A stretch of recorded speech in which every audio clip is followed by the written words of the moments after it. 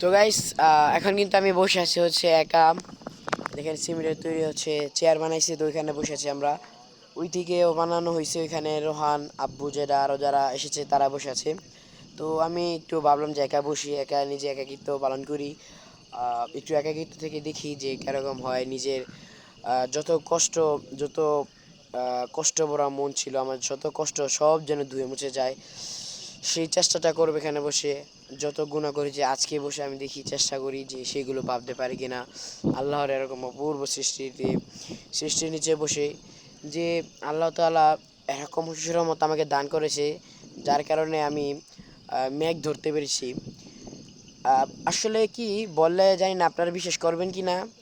আগে যখন আমি এই যে খাগড়াছড়ি, তারপরে যে আরও এই যে বান্দরবান, এখানের যে শুনতাম যে মেঘ ধরা যায়, এগুলো শুধু ভাই বিশ্বাস করেন জাস্ট আমাদের শুধু স্বপ্ন ছিল, বিশেষ করে আমার শুধু স্বপ্ন ছিল। কিন্তু আমি কখনো ভাবতে পারি নাই যে এটা আমাদের বাস্তবতা হবে। বিশ্বাস করেন ভাই, এটা আমরা কখনো ভাবতে পারিনি যে এটা আমাদের বাস্তবতা হবে।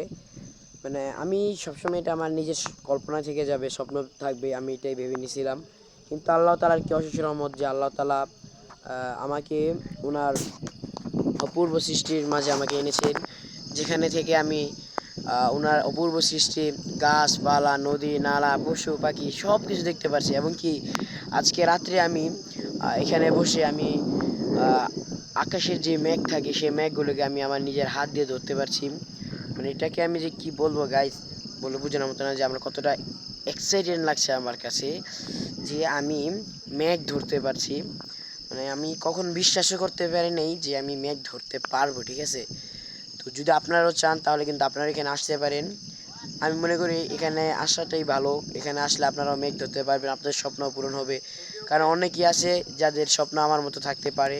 তো সেজন্য বলি সবাই এখানে আসবেন এবং মেঘ ধরার চেষ্টা করবেন।